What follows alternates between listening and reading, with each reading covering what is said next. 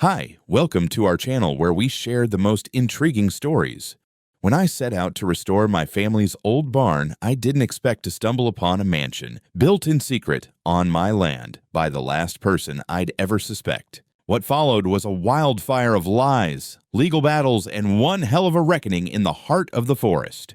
I'd spent the better part of 3 months buried in restoration work on my family's old barn, an honest, satisfying kind of solitude. The kind that comes with breathing sawdust, arguing with rusted bolts, and drinking too much black coffee out of a thermos that never leaves your hand. It had been a while since I'd gone up toward the northern edge of my land, near the lake. That area was more wilderness than anything else, untouched, serene, wild. My father and I used to hike up there every summer to check on the deer stands and track animal trails. That part of the land held memories, not utility. So naturally, I hadn't thought to check on it lately. It was a warm July afternoon when I finally decided to stretch my legs and hike that way. I slung my camera over my shoulder, half thinking I'd snap some shots of osprey if I was lucky. I made my way through the trails I knew by heart, ducking under the same low-hanging pine branches I'd avoided since I was a kid. But something was off.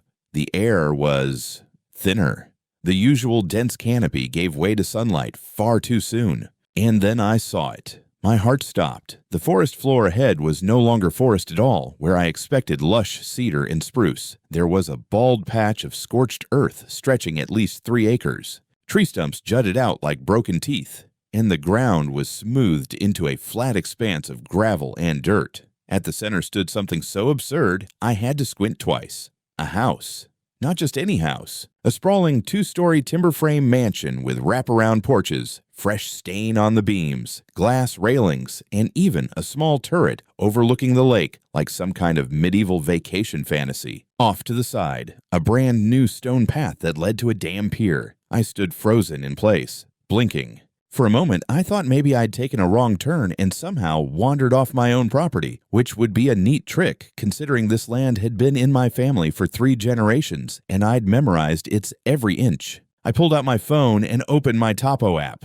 The GPS dot showed exactly what I feared. I was well within my own land. This wasn't a mistake. Someone had cleared my forest and built a mansion on it. I circled around cautiously, keeping to the trees like a hunter stalking a kill. The structure was finished, landscaping complete. There were 2 Adirondack chairs out front and solar-powered path lights lining the gravel drive. No construction crew, no scaffolding, just a finished, fully functional house, and not a single goddamn call, permit, or request. I pulled out my phone again, started taking pictures, panoramas, close-ups of the tree stumps, foundation lines, even the metal address numbers screwed into a polished wood post at the entrance. 17 Willow Ridge. Cute. Like it was part of some gated community instead of carved into my family's woods like a tumor. I found the logging scars along the edges, deep tire tracks, dragged trunks, bulldozer compression. This wasn't new. It had taken months to pull off, and I'd been too buried in barn repairs to notice. I couldn't shake the numb feeling crawling over me. It wasn't just the fact someone had built on my land. It was how thorough it was. Like whoever did this wasn't afraid of being caught. Like they were sure they wouldn't be. I hiked back in silence, fists clenched, mind racing. I wasn't sure yet if this was arrogance or insanity, but one thing was certain. Someone had just declared war, and they didn't even bother knocking.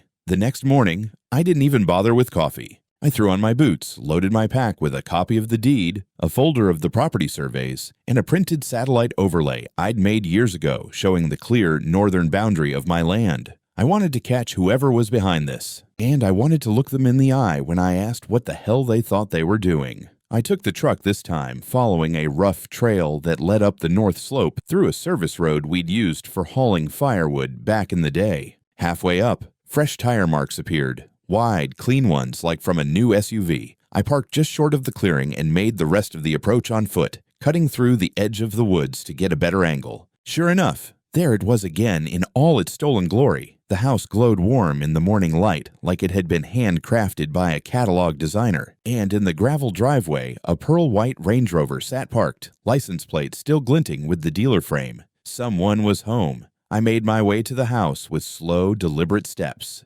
No cameras on the front porch. No private property signs, which I found particularly rich, considering the irony. I knocked on the cedar door. It opened almost instantly, and there she was. Blonde Bob.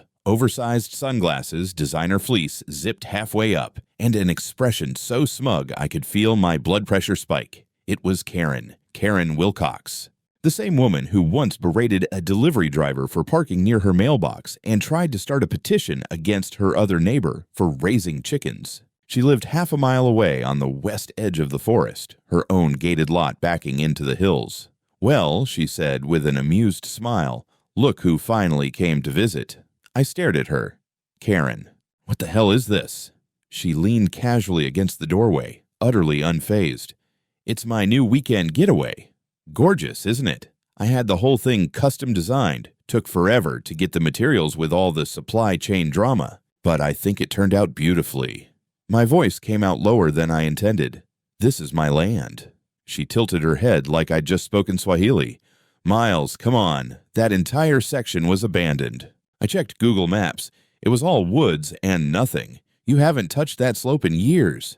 "That's not how property law works," I snapped. "You can't just bulldoze trees and build a luxury cabin because no one's standing there waving a flag." Karen rolled her eyes. "You're being dramatic. I talked to someone at the county office. It wasn't listed as an active residence. No structures, no signage. It looked like unclaimed backfill. And besides," she added, as if this settled it, "I've improved it." I laughed, short and sharp. "You cut down 4 acres of forest, built a house, installed utilities, and now you're squatting on my family's land and telling me it's an improvement?" She crossed her arms. "Look, I knew this might happen eventually, that someone would come out of the woodwork and try to argue. That's why I've got all the permits. I even filed a construction notice." I held up the folder. "With what parcel number, Karen? Because this land is on record as Briggs North Tract, passed down from my grandfather, and I've got every deed and topo map to prove it." She didn't flinch. "I used the address the contractor gave me, something like Lakeview Ridge. I don't remember. Look, you clearly weren't using it, and I already had the place appraised for over $2 million. If this is going to be a thing, I'm willing to offer you a settlement." I blinked. "A what?" She reached into her purse and pulled out a folded check. $5,000. She extended it like she was doing me a favor. "That's more than fair for raw land. You weren't even maintaining it. Call it a goodwill gesture." I stared at the check. "Karen, you cut down a forest. You paved a road. You built a house on my damn land. That's not something you settle for the cost of a used ATV." Her voice turned frosty. "Then take it to court, but I have a team of lawyers and a signed contractor file that says I acted in good faith. The county issued utility hookups. They even connected power and water." I stepped back. "So you filed permits under a fake name, connected utilities under a false address, and now you're acting shocked that the real owner's pissed?" Karen narrowed her eyes. "I did what I had to do. The space was unused. If you cared so much about it, maybe you should have put up a fence or some signs. You didn't, and I'm not going to apologize for making use of land that was sitting there wasting away." I turned and walked back to my truck in silence, trying to keep my temper in check. She didn't follow, didn't yell, didn't try to stop me. She'd said her piece and thought she'd won, but all she'd done was light a fire under the wrong man. I didn't sleep that night. I sat at my dining table with every damn document I had spread across the surface like a war map. Parcel maps, legacy deeds, the survey from when I refinanced the property 6 years ago, GPS overlays. I cross-checked county records and pulled up historical tax lot boundaries. Everything screamed one thing: that house stood on my land. At sunrise, I was already in town. First stop, the county recorder's office. The building smelled like printer toner and stale carpet, and the clerk behind the plexiglass looked like he'd rather be anywhere else. I handed him the tax ID and address Karen had slapped onto her makeshift mailbox. "Lakeview Ridge, huh?" He pecked at the keyboard. "Doesn't show as a legal address. Closest registered parcel with similar numbering is Briggs North Tract." "That's you, isn't it?" "That's me. Yeah. No permit ever approved under the name Karen Wilcox. Closest I've got is here, K. Winston Construction, opened last year. Temporary contractor file, closed out 2 weeks ago. Let me guess, no parcel number attached." "Not a real one, no. Just a free text North Lakefront lot." "That's not valid. Someone at zoning should have flagged that." "But they didn't," I said flatly. He shrugged. "We've been short-staffed." Next stop, the utilities board. Power and water had indeed been activated, under the same name, K, Winston. The mailing address was a P.O. box from the neighboring county. When I asked how utilities got hooked up without verifying property ownership, the lady behind the desk frowned. Temporary installs don't require deed submission, especially for construction. Looks like she requested a new line drop based on field assessment. They probably assumed it was legal. Great! So she walked right through every gate because nobody checked a damn thing. By noon, I was in the sheriff's office filing a criminal trespass complaint and reporting illegal deforestation and unpermitted construction. I handed over photo evidence, GPS data, a timeline of logging progression from satellite view, and copies of the property surveys. The deputy behind the desk took notes, but his tone didn't inspire confidence. This could fall into civil territory unless we can prove criminal intent or fraud. You'll probably need a court order to force her off the property, especially if she's living in the structure. She's not just living in it, I muttered. She's renting it out. That caught his attention. I pulled out my phone and showed him the website, an exclusive rental listing with glamorous photos of the cabin, drone footage, and a price tag of $1,400 per night. He whistled. That's aggressive. Everything about this is aggressive. He made a few calls, noted my complaint, and said someone would follow up. But I already knew what that meant. Weeks of limbo while they kicked the case around like a deflated ball. I went home, slammed the front door harder than I should have, and paced my living room. My land had been carved up and monetized by someone who thought she could get away with it because she'd filled out just enough paperwork to confuse the system. I dealt with land disputes before in my past life as a surveyor, but this was something else. This was personal. I spent the next few days preparing. I called in a favor from Brett, my old partner from my survey days. If I was going to court, I needed hard, independent proof of the trespass. We drove out with equipment, ran the boundaries, dropped pins, captured drone footage, and stitched together a full-scale 3D overlay of the forest before and after Karen's attack. Brett frowned as we reviewed the data. It's not even close. She's a good 60 yards deep into your land. 60 yards and 4 acres of trees, I said, and she's making money off it. Oh yeah, turns out it's the latest trend. Exclusive remote luxury cabin experiences. Hers is called Stillwater Escape. Has its own Instagram. Brett barked a bitter laugh. Christ, I compiled everything. Our fresh survey, satellite progression over 2 years, logging paths, time-stamped drone footage from the hunter next door. The piece de resistance was a 4K zoom of Karen in a reflective vest, standing beside an excavator and pointing. I hired a lawyer, Sarah Klein, sharp as broken glass and twice as dangerous. She looked through the file I handed her, then back at me. She's screwed. I want her off my land. You'll get that, Sarah said. But we're not stopping there. She drafted a civil suit within 2 days. Illegal encroachment, environmental damage, timber theft, fraud, and unjust enrichment from rental income on stolen land. Estimated total claim, $1.2 million. We also filed a formal request for a temporary injunction to block Karen from occupying or renting the property until ownership was resolved. Expect resistance, Sarah warned. She's not going to walk away quietly. Narcissists rarely do. I don't expect her to walk, I said. I expect her to scream. The court date for the emergency injunction was set quicker than I expected, probably because the judge nearly choked on the filing packet Sarah submitted. 200 pages of surveys, photos, GPS overlays, permit records, forged contractor filings, and screenshots of Karen's absurd rental ad, all carefully indexed and annotated like a damn war crime report. It wasn't just convincing, it was surgical. Karen didn't show up in person, her lawyer did. A young guy in an overpriced suit who looked like he'd just passed the bar 3 weeks ago and probably thought real estate law meant selling condos. He tried to argue that Karen acted under good faith, believing the land to be unclaimed due to lack of fencing, signage, or usage. He actually said the words terra nullius, like this was a case study in colonial land rights. Sarah didn't even blink. Your Honor, she said calmly, this isn't the 16th century. My client's property is registered, mapped, taxed, and documented through over 90 years of chain of title records. The defendant falsified a construction request, attached it to a non-existent parcel, and is now profiting from a structure built entirely on stolen ground. Good faith doesn't apply to premeditated theft. The judge issued a temporary injunction on the spot, ordering that the house be vacated within 72 hours, all rental activities cease immediately, and the property be inspected by a county officer and an environmental consultant.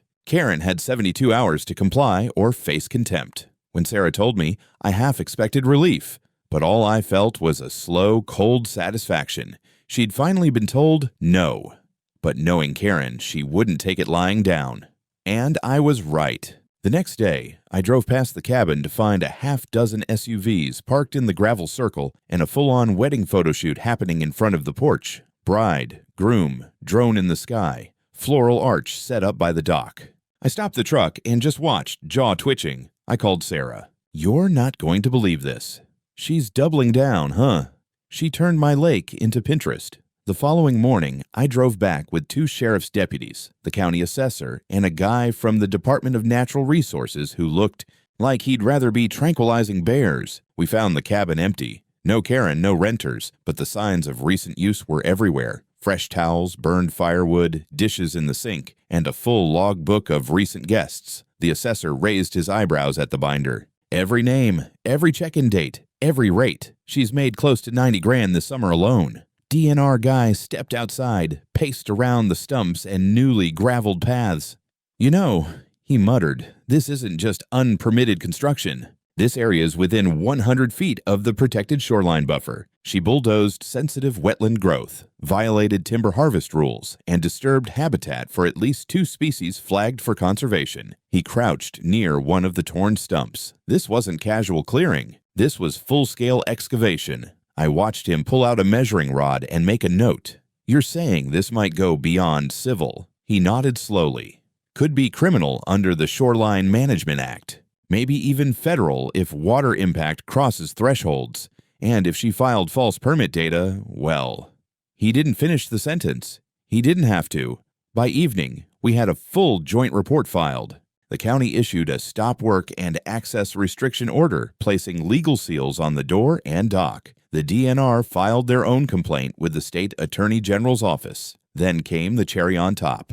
A local wildlife photographer contacted Sarah. Turns out he'd flown a drone over the lake several times for an osprey nest study and had clear footage of Karen standing on scaffolding, pointing at blueprints and shouting at workers. He sent us the raw files. I watched her wave her arms like a dictator, standing ankle-deep in sawdust right where my spruce grove used to be. We added the video to the complaint and resubmitted to the district court, now with new counts of ecological harm, permit fraud, and knowingly extracting revenue from illegal land use. Karen, of course, wasn't sitting idle. Her lawyer filed a response, accusing me of abandoning the property, claiming historic usage confusion, and even suggesting that I was attempting to defame her rental business out of jealousy or spite. He attached 3 glowing guest reviews as character evidence. Sarah stared at the filing, then tossed it across her desk like a used napkin. "They're not trying to win," she muttered. "They're trying to confuse, delay, stall."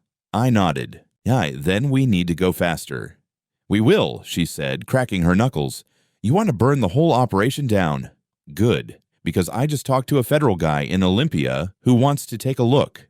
I raised an eyebrow.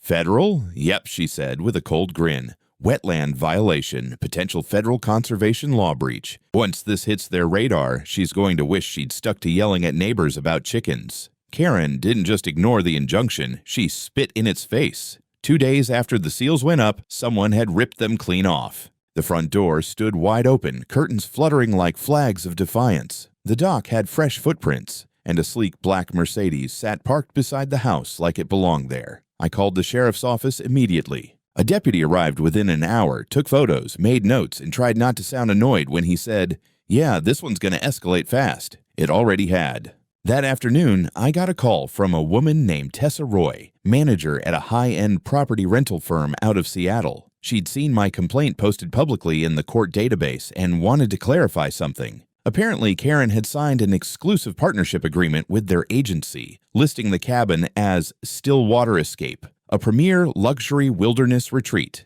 She told us it was built on family land, Tessa said, her voice icy. Said it had been in her name since childhood, claimed she inherited it after her father's passing. Well, unless her father was my grandfather's pine tree, that's a lie. Tessa apologized, said their legal team would be reviewing the situation. 24 hours later, still water escape vanished from every rental site it had infected. But that wasn't the end. That same evening, I pulled into my drive and found a certified letter nailed to my gatepost with a claw hammer. Cease and desist, harassment and defamation, it read. Karen's lawyer accused me of stalking, interfering with her business, trespassing on her home, and endangering the well-being of her private guests. The letter had the gall to demand I refrain from further contact with Ms. Wilcox or entering the vicinity of her residence. On my land. Sarah read it once, then laughed. It's a bluff. Let them try and file it in court. All it'll do is bury them deeper. But it wasn't just about court. It was psychological warfare now. Karen had hired private security. 2 guys in tactical-looking polos with sunglasses and radios now paced the perimeter of the house during the day. One of them tried to stop Brett when he came out to do additional surveying, told him it was restricted access property. Brett showed him the boundary stakes and the court order. The guy just smirked and said, I take orders from Ms. Wilcox. So the next day, we returned with our own team, county code enforcement, sheriff's deputies, and a wetlands specialist. When Karen emerged to confront us, she was wearing a robe and holding a coffee mug that said, Boss Lady. Her hair was perfectly styled, her face serene, like she'd just woken up from a yoga retreat instead of, say, repeatedly violating court orders and carving a mansion out of a forest she didn't own. This is harassment, she said calmly. You can't keep sending men to intimidate me on my own property. The deputy pulled out the order. Ma'am, this isn't your property. You've been served. You ignored a court injunction. The house is sealed, and you are not permitted to occupy it. I filed an appeal, she said flatly, which stays enforcement, does it not? Sarah stepped forward. Not in this case. This isn't a discretionary injunction. You're violating multiple civil and environmental statutes. An appeal doesn't give you free rein to play hotel on stolen ground. Karen turned to me. You're pathetic, Miles. You let this land rot. I gave it value. And now you're tearing it down out of spite. You gave it value, I snapped. You torched it. You destroyed an entire ecosystem and paved over 3 generations of stewardship.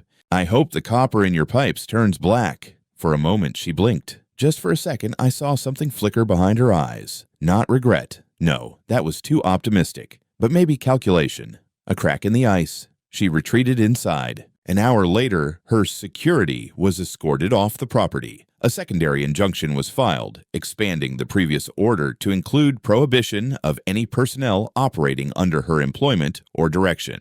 Meanwhile, DNR completed their assessment. Over 4 acres of protected shoreline zone had been irreversibly damaged. They forwarded the report to the Washington State Office of the Attorney General. Sarah wasted no time. With the new evidence and repeated violations, she filed a motion for emergency relief and asset freeze, demanding Karen's financial records, transaction logs from the rental listings, and a complete forensic audit of every dime she made from the illegal use of the land. And then the final blow landed. A retired fish and wildlife ranger named Henry, who lived across the lake, submitted a notarized affidavit. Turns out Karen had offered him $10,000 in cash 6 months ago to ignore the noise from her tree clearing, and even offered to let his granddaughter stay at the cabin for free if he didn't report her.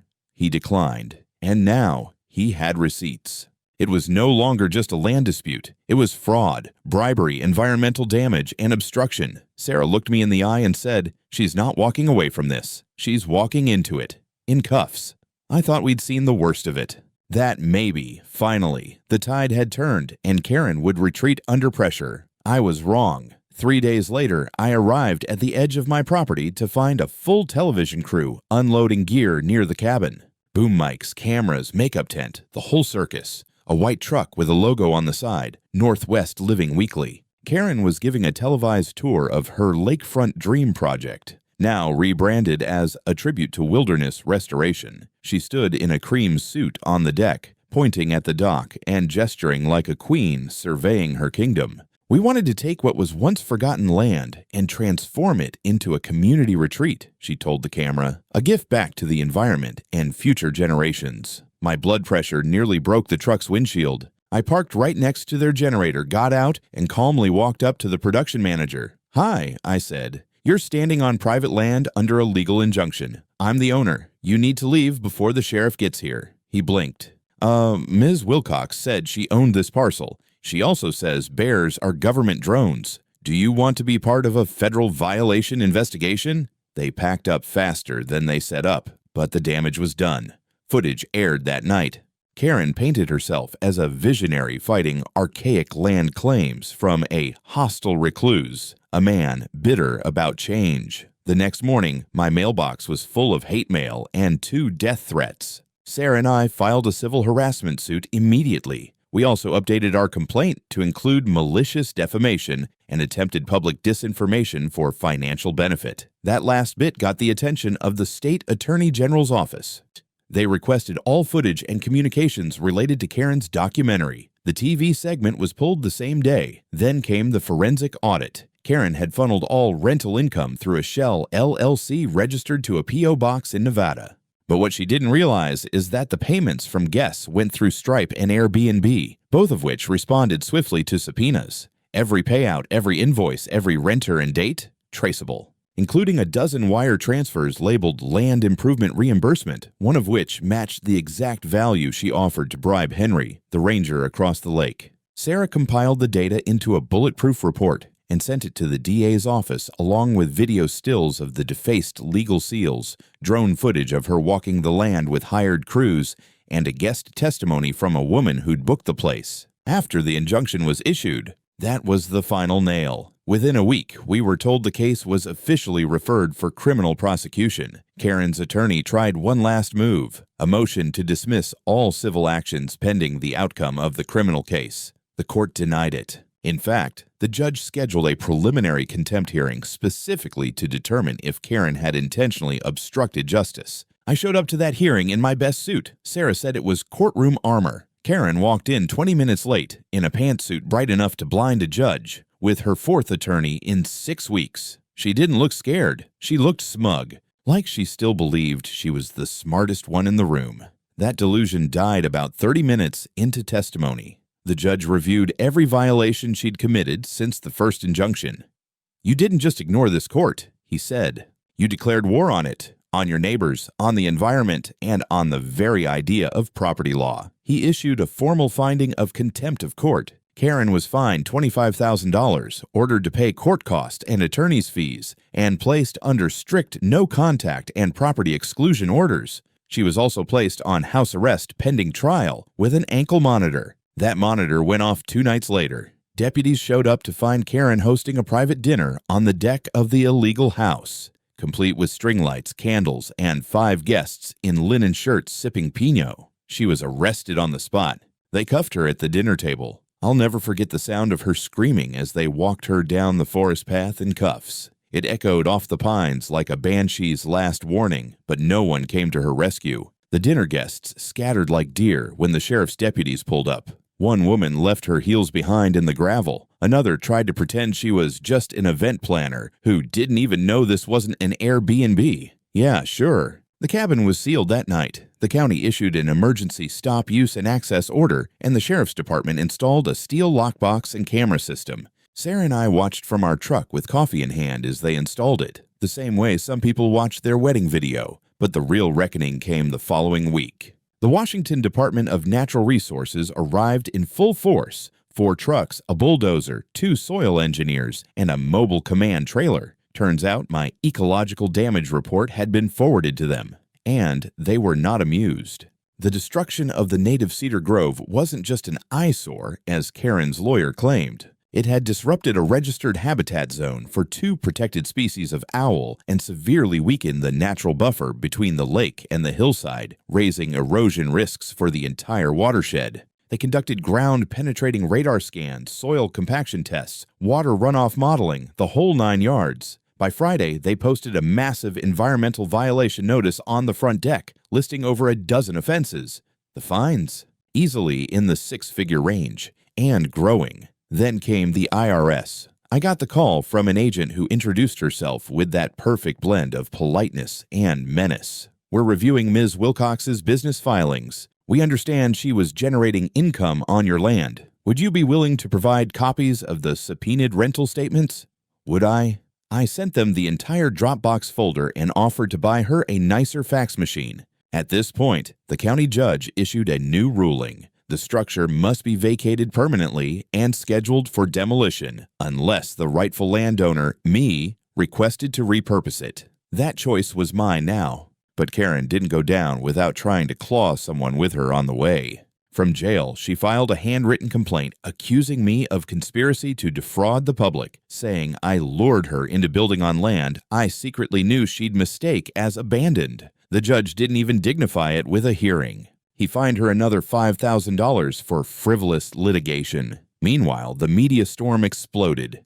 The same TV station that once filmed her dream retreat now aired a two-part investigative segment titled Sham Chalet: The Lies Beneath the Pines. They interviewed former guests who said they never got refunds, neighbors who recalled hearing chainsaws at odd hours, and even Henry, the retired ranger from across the lake, who admitted Karen offered him $10,000 in cash to just sign off on some made-up forestry project. Then came the final twist. While sorting through the construction records, Sarah found a series of permits and purchases that didn't match the timeline. Curious, she contacted the building material supplier Karen had used. They told her someone else had been picking up the supplies. Karen's adult son, Trevor, who lived 2 counties away and had a revoked contractor's license. That's right, Karen's rustic paradise was built using an unlicensed contractor with a fraud record on stolen land with fake permits in an endangered zone under a fake LLC while laundering rental money through a shell account. It was like watching a Jenga tower collapse in slow motion. By the end of the week, a grand jury had been convened. Karen was now facing 11 separate charges, ranging from criminal trespass to fraud, environmental damage, and obstruction of justice. The DA pushed for maximum sentencing, calling it a grotesque mockery of environmental and property law. And still, she refused to plead guilty. She thought she could win. The courtroom was packed, not with supporters, but with spectators. Locals, journalists, forestry officers, a couple of folks who used to rent Karen's Lakeview Chalet, even the assistant county prosecutor from a decade ago who remembered fining her for unpermitted deck extensions. It was standing room only, and I almost felt bad for her.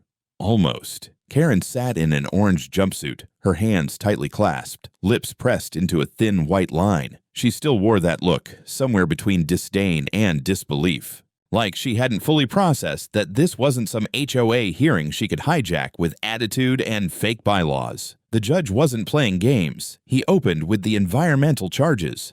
The Department of Natural Resources had submitted a 27-page impact report, complete with aerial imagery, habitat assessments, and runoff projections. It concluded that Karen's clearing and construction had permanently altered a once stable watershed and removed protected nesting zones. The court classified it as felony environmental destruction under state code. Then came the fraud. False address, forged permit filings, the Shell LLC, the use of her son's revoked license, the wiring of rental payments through dummy accounts. It was textbook construction fraud. The DA made it clear this wasn't just a zoning violation, it was a deliberately orchestrated scheme to monetize stolen land and hide the profits. The prosecutor didn't ask for leniency, he asked for a message. Karen Wilcox was sentenced to 11 years in state prison, with no chance of parole for the first 6. The court also issued a civil judgment in my favor, $1.2 million, covering damages, reforestation costs, and punitive compensation for the attempted land theft and reputational harm.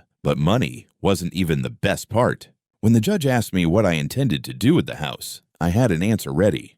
I'd already filed paperwork with the state to donate the structure, after structural review and reinforcement, to be converted into a forest education and conservation center in partnership with a local environmental nonprofit and tribal conservation group.